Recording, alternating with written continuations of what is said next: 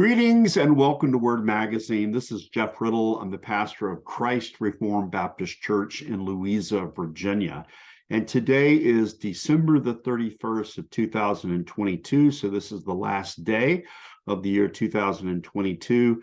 And this is going to be my final podcast, my final Word Magazine for this year.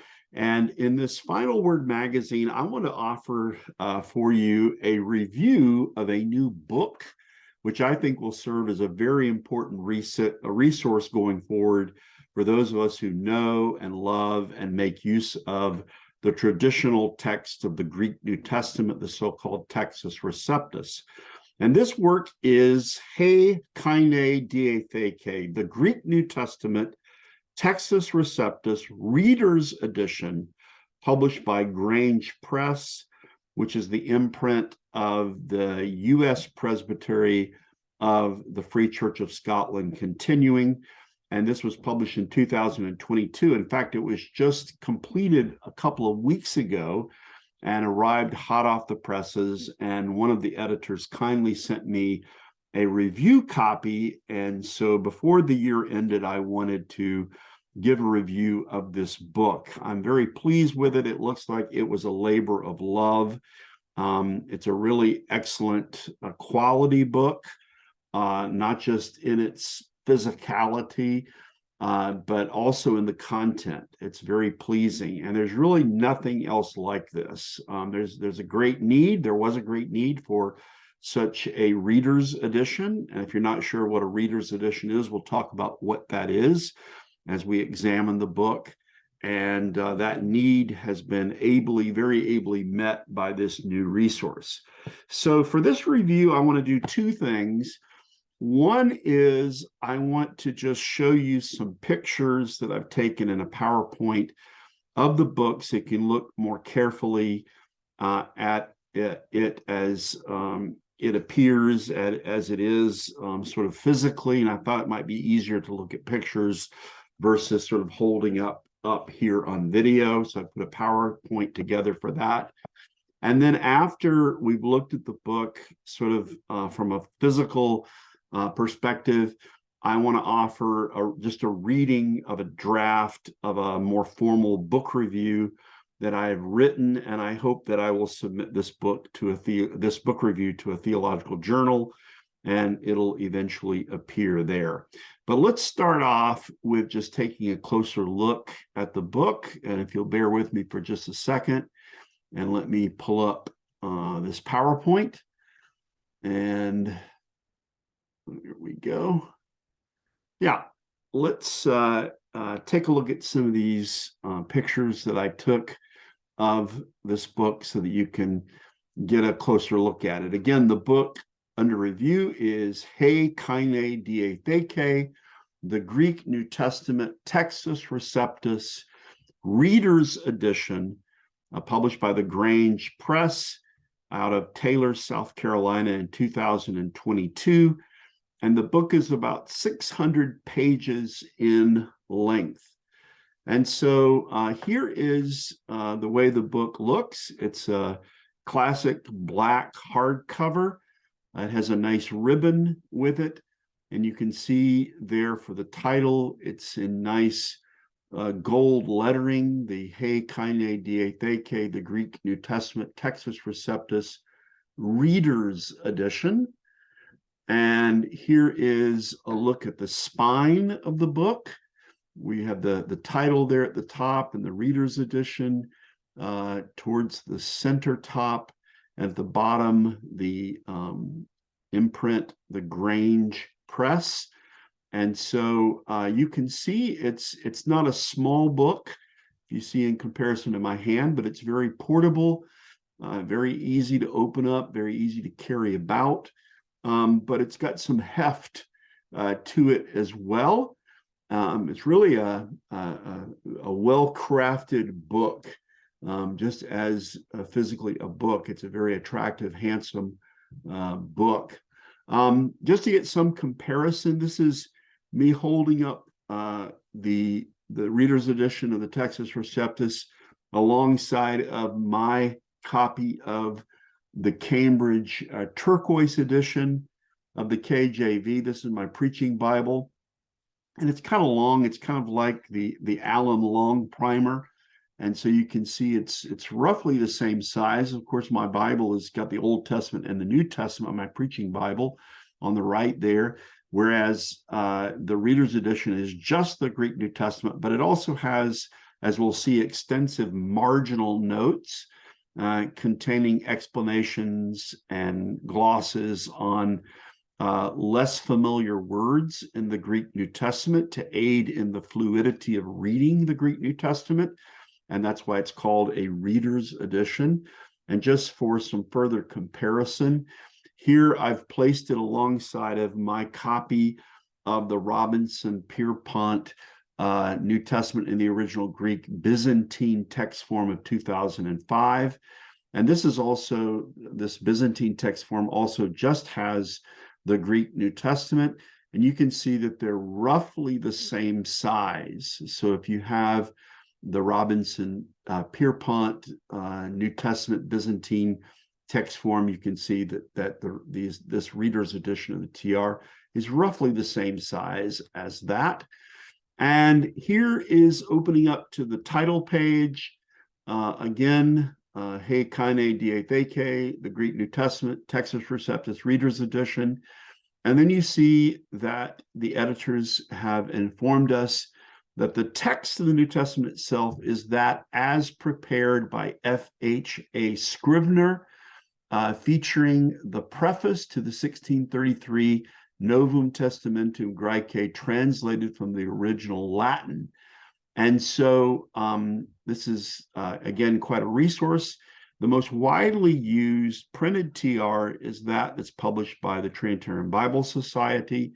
And they also publish the Scrivener's edition that was done in 1880 and has continued to be used by those who prefer the Textus Receptus. And so it's the same text essentially as you find in the TBS printed editions. And so there's great continuity now for users of the TR. They can have the TBS edition, and for students and those who are working on their fluidity of reading, they can also make use of this Reader's Edition now from the Grange Press. And as the title page here points out, one of the unique aspects of this edition is, I think, for at least one of the first times, an English translation, a new English translation for sure, of the famous preface to the 1633 printed edition of the Greek New Testament that was made by the Elseviers in Holland. And we'll take a look at a page from that in just a moment. Here's the table of contents, and you can see as it's laid out, there's the publisher's introduction. There is a note to the reader and an abbreviation key. There's the translated preface to the Elsevier 1633 Textus Receptus. And then the bulk of the content, of course, is the New Testament itself. And here are the books, and they're laid out in the traditional order from Matthew to Revelation. You can see that Matthew, Kata Matheon, begins on page 19, whereas Revelation, Apocalypsis, Ioannou, begins on page 549. And then following that, there is a Greek-English lexicon that appears on page 585. It goes to about page 596, and then there are a few extra pages at the end that take it up to around 600 pages in total.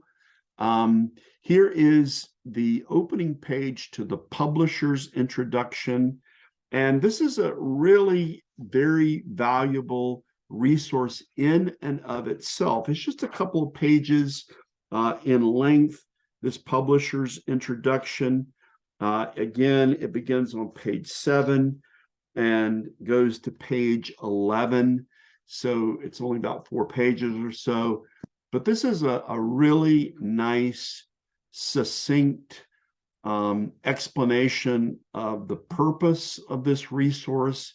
And also, I'm sure it's something I'll return to as something I'll quote from, just laying out the reasons why they are advocating for a return or a retrieval to the classic Protestant text of the Greek New Testament.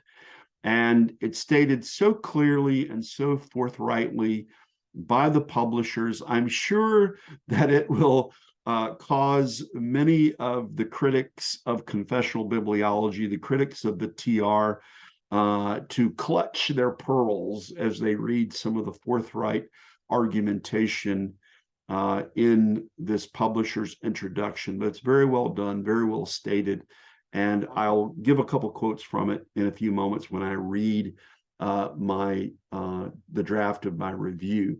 Then there is this note to the reader and an abbreviation key that gives you some orientation for how to use the marginal notes, how to use the glosses. And we'll talk about this again in a few minutes as well. And then, as noted, there is this fresh English translation of the preface to the Elsevier's 1633 printed editions of the TR. And this is the one that's well known because it makes use of the phrase Textus Receptus to refer to the classic Protestant text. And it's from this preface that we have the popularization of the term the received text, or the Textus Receptus. And it's really wonderful to see this translated into English. For those who don't read Latin, now you have access to what the Elzevirs said in 1633 about the classic Protestant printed editions of the TR. Now we'll go on to the New Testament itself, and I just turned over here to the first page in the Gospel of John, Kata Ioannein. You can see there at the top the simple title. And one of the things that's really nice about this edition is you can see there the big, legible font, pleasing to the eye, that was used for the New Testament itself. And there on the left side in the margin, you can see there is a listing of the glosses, the resources there. And what they've done, we'll talk about this in a moment, is they've taken words in the Greek New Testament that appear 30 times or less, and they've provided in the margin, when those words appear, a brief identification of the word, whether it's a noun or a verb. And then they have given an identification of it, if it's a noun, with respect to its case and gender and number. And for verbs, they've identified the tense and the voice and the mood and the person and the number. And they've given you a definition of the word. And these are words that appear 30 times or less in the New Testament. So those who are students, those who are pastors who are trying to keep fresh with their reading of the Greek, this is going to be a wonderful resource, and it's going to speed up your ability to read the Greek New Testament fluently, because when you get to a word that's unfamiliar to you, one that appears less frequently in the New Testament, you're going to be able to turn to the margin and quickly identify the word and then get back to what you want to do, and that is to read the New Testament itself. So this is going to be a very valuable aid for readers. And I know that there are digital resources that do this sort of thing. But I think what's so valuable about this, for those of us who love physical books, is this provides ease of reading without getting tied down to looking at a digital screen. And so it's a wonderful resource that will be well used by students and pastors and scholars. Just to give you some perspective on the size of the book, I've laid here over against this TR Reader's Edition, the current printed edition of the TBS Greek New Testament, and I've opened it up to the first page in John. And so you can see, if you can make out there in the background, that the print size in the TR Reader's Edition is a little bit larger. These two resources, though, together are a wonderful tandem. And so now we have both of these. You can also see that the title in the TBS edition is a bit longer. It's Euangelion Kata Ta Yohanein. You can see that there. And in general, in the Reader's Edition, they have more abbreviated titles. Here it's simply Kata Yohanein. And so you get, again, a little bit of the size comparison on the TBS Greek New Testament and this new Reader's Edition. And let's just look a little bit more closely at the text here. And you can see that the font size of the marginal glosses or notes is quite a bit smaller than the font size in the text itself. And so if you're looking at this first page in the Gospel of John, you can see in chapter 1, verse 1, in arche hein ha logos, in the beginning was the Word. And you can also see, as you read through the text here for the Gospel of John, every once in a while you'll come upon a term and it'll have a little superscript note. And then there's a corresponding note in the margin to that word. So here is a word, te scotia, and by virtue of the fact that it has this note, it's telling you that this is a word that appears 30 times or less in the Greek New Testament.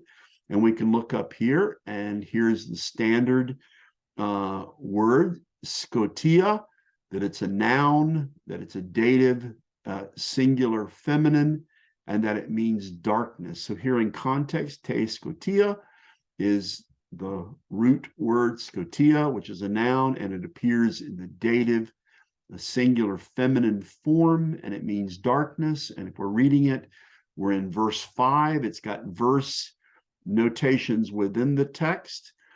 Kai ta phos in te scotia phine, and the light in the darkness shines.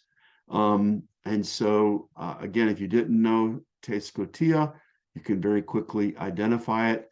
You can see at the end of verse 5, there's the second of these glosses that appears with the verb kate laben. And you can look up here and you can see that the verb is kata lambano. It's a verb as it appears here. It's in the third singular. It is a second aorist active indicative, and the verb means I seize, tight hold of, overtake, or comprehend. And if we're looking back at verse 5, kai, he, scotia, autu, kate, laben, and the scotia, the darkness, autu, it, negative particle, does not, kata, laben, comprehend, overtake, take tight hold of it. And again, I think you can see that this is going to aid very much ease of reading of the Greek New Testament. And I say for students, those who are learning, but those of us who are pastors, those of us who have spent more time maybe learning about this, it's going to be useful for us too, because it's hard to keep in your mind every word in the Greek New Testament that appears, less than 30 times. Just to give you a little close-up on this, if it's not been clear to you, I just highlighted here the term te scotia, and I just highlighted the note, and you can see the superscript 1. This corresponds to the marginal note 1. And this is the way it is on every page within this reader's edition. If it's a left-facing page in the left margin, there's going to be the list of the glosses. If it's a right-facing page, in the right margin, it's going to be a listing of these glosses. And by the way, in each page on each margin, it begins a new numbering. So there's not consecutive numbering throughout the entire New Testament or throughout each individual book, but there's a new numbering on each page, each margin, and on every page. So 1, 2, 3, and if you look at the next page at the margin, it's going to be 1, 2, 3, etc. So to get to the very end of the book, there is this attractive Greek-English lexicon, and this is for the words that appear more frequently in the Greek New Testament, not the words that appear 30 times or less. Those are in the margins, but these are the words that appear more frequently. And so this would be a great resource, again, for students who are trying to master the basic vocabulary. You come to a word, you don't understand it, you can just look back at the lexicon and figure it out from there. And here is the back page. Again, a nice, handsome hardback. You can see the ribbon coming out. And so this is just a really attractive and useful resource. Let me just hold up and show you a couple of comparisons that I had pictures of. This, again, is my preaching Bible, my Cambridge KJV turquoise. And you can see I can lay it alongside of the reader's edition. You can see they're roughly the same size. Likewise, I showed you a picture comparison of the Robinson Pierpont Byzantine text, and you can see that they're roughly the same size. If we're going to compare it with some of the other Greek New Testaments, this is my copy, my leather-bound copy of the TBS Greek New Testament, and you can see that this reader's edition is quite a bit larger than that if you put them side by side. But these two resources, this is a wonderful 1-2 combination for those of us who love and make use of the TR. If you were to compare it with the Modern Critical Text, this is the Nestle-Aland 28th edition. You can see likewise that it's more of a small handbook, and this TR Reader's Edition has quite a bit more heft than that. And same for the Tyndale House Greek New Testament. You can see that this TR Reader's Edition is quite a bit larger than that. So again, I think this is just a wonderful, well put together resource. So I've shown you a little bit of the book, talked a little bit about it. Let me now share with you, if I can, just a reading of my book review. It's a draft of my book review. I may edit it, change it some, but I'll probably submit something like this to one of the theological journals that I do book reviews for, and hopefully they will publish it. So let me go ahead and just share this review. Again, the book under review is He Kaine Diatheke, the Greek New Testament, Textus Receptus, Reader's Edition, Taylor, South Carolina, Grange Press, 2022, and it's about 600 pages in length. Here's my review. Recent years have witnessed increasing disillusionment with modern textual criticism, alongside of renewed interest in and appreciation for the traditional Protestant original language text of the Christian Bible, the Hebrew Masoretic text of the Old Testament, and the Greek Textus Receptus of the New Testament, as well as a movement to retrieve confessional bibliology, the confessional bibliology of the Reformers and Protestant Orthodox. With respect to the New Testament, the Trinitarian Bible Society has long kept Scribner's edition of the Textus Receptus in print and available to traditionalists. Most modern published aids, print and digital, to facilitate learning and fluid reading of the Greek New Testament, such as lexicons, concordances, parsing guides, and readers' editions, that is, editions intended to help ease of reading by providing in-text definitions and or parsing guides for less frequently appearing words, however, have been almost exclusively based on modern critical editions of the Greek New Testament rather than the Textus Receptus. Let me pause for just a moment to make clear what I'm saying is, if you're trying to learn Greek, a seminarian, a Bible student, a pastor, and you prefer the Textus Receptus, you've by and large had to use resources produced in the last 150 years that are geared towards the modern critical text, whether that's a dictionary, whether that's a concordance, whether that's a reader's edition, which has these glosses and explanations that allow you to gain in your fluency of reading. Those are all geared towards the modern critical text. And so there was this gap for those who prefer the TR.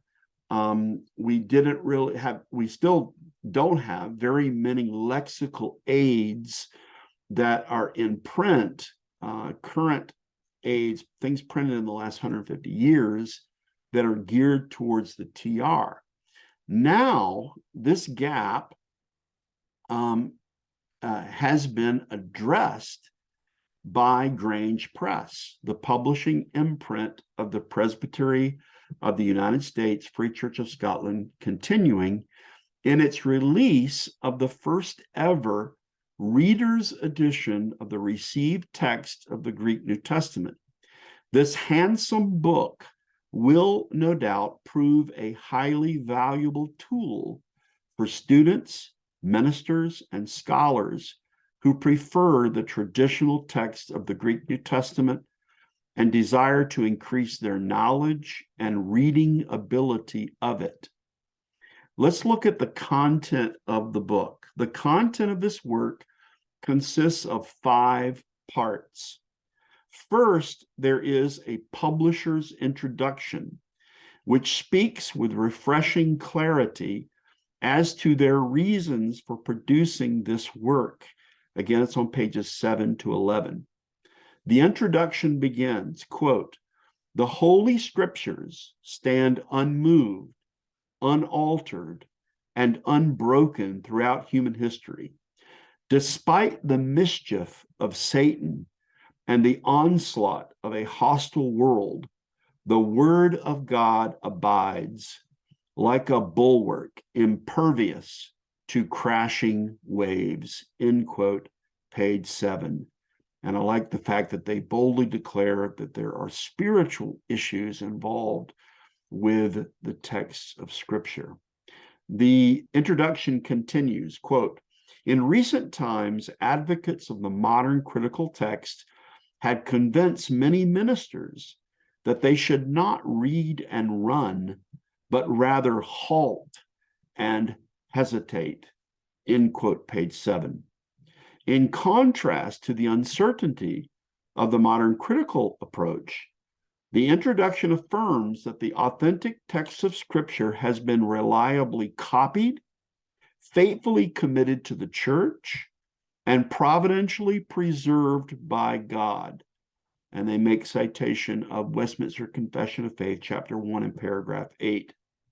Furthermore, this introduction declares, quote, "This preserved word lies at the heart of all biblical reformation," end quote, page 10.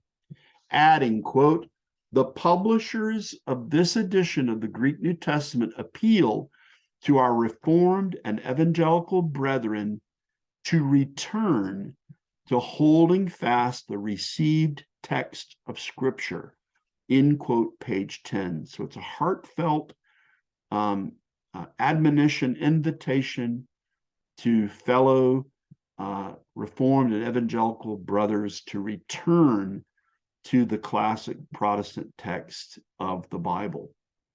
Second part of 5, there is a note to the reader and abbreviation key on pages 13 and 14.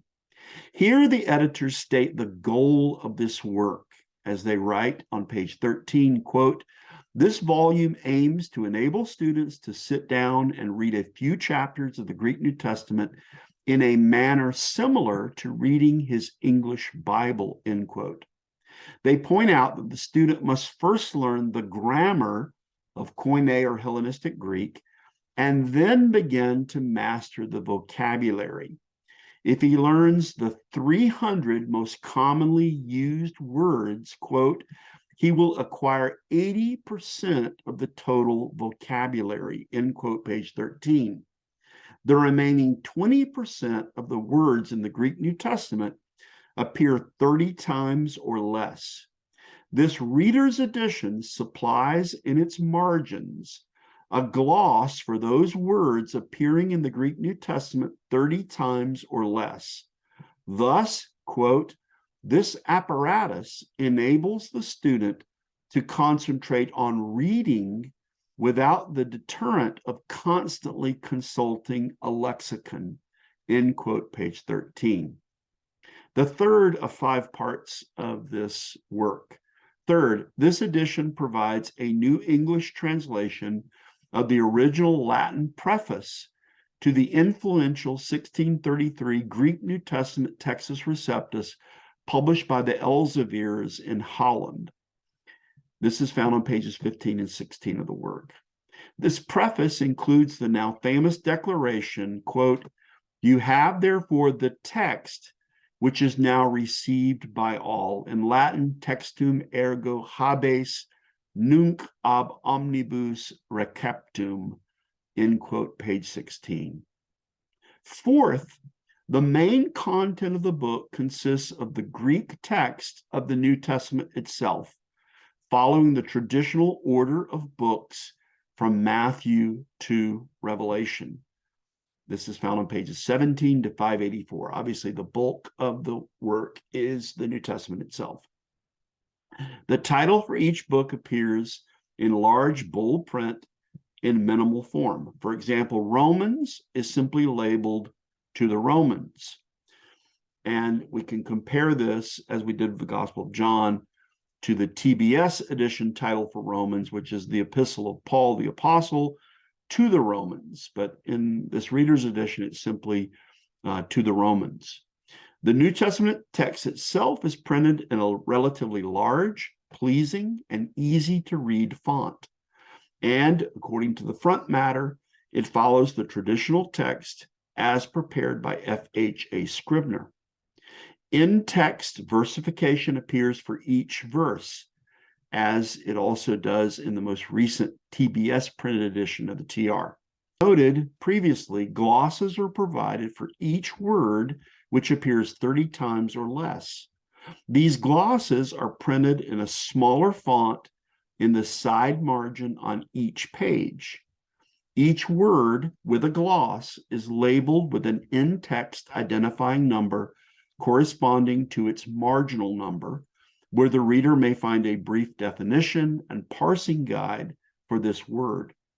Some pages contain 40 or more marginal glosses. So, for example, on page 325 from Acts 24, there are 40 marginal notes, while others have far less. See, for example, page 540 from 1 John chapter 3, which has only 13 marginal notes. The fifth and final part of the book is the Greek English lexicon of the most commonly appearing words in the New Testament. And this is on pages 585 to 596. This lexicon will undoubtedly prove to be a helpful supplement, especially for students as they continue to master these basic terms and increase their Greek New Testament reading fluency. That's the content. And let me turn now briefly to just a few words of final analysis. As noted above, this work is a rare and welcomed resource for those who prefer and make regular use of the traditional Greek text of the New Testament, the Textus Receptus. It is a well-produced and aesthetically pleasing book. It has a sturdy Smithsonian hardback cover. It has an attractive ribbon, and it is presented in a portable size. According to the website of Grange Press, it is 6 inches by 9 inches by 1.5 inches in dimensions. The only thing that some readers might desire would be for the marginal notes to be placed in a larger font. But the smaller size is certainly understandable and justified to accommodate the wealth of easily accessible information that these marginal notes, the marginal apparatus, contains. The edition is offered in humility, with no names provided for the editors, and it is offered without apparent motivation for financial gain, given its licensing under Creative Commons, and a note in the front matter which explains, quote, "You are free to copy or redistribute this material in any medium or format with attribution for non-commercial purposes only." As noted in the publisher's introduction, this work will hopefully encourage many Reformed and evangelical men to return to the traditional Protestant text of the Bible. Of utmost importance, this work will, without doubt, help many learn to read, appreciate, and better understand the New Testament as it was originally written by the apostles and apostolic associates. This then will strengthen the piety, the preaching, and the teaching of the Church of the Lord Jesus Christ. What a blessing this book is.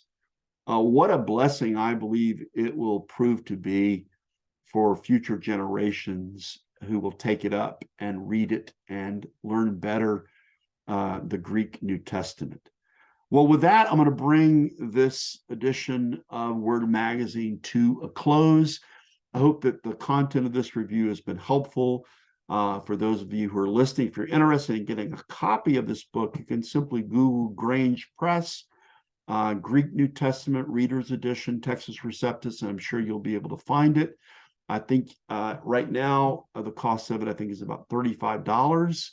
And I think it will be well worth it. It will repay the person who will invest and will get this and take it up and read. So tole lege, take up this book and read. Again, I hope that this review has been helpful for those who are listening. I hope that this past year, 2022, has been a blessing to you. And we look with anticipation to the year that is to come. May the Lord watch over you. May the Lord bless you and keep you. And I'll look forward to speaking to you in the next edition of Word Magazine. Until then, once again, may the Lord richly bless you.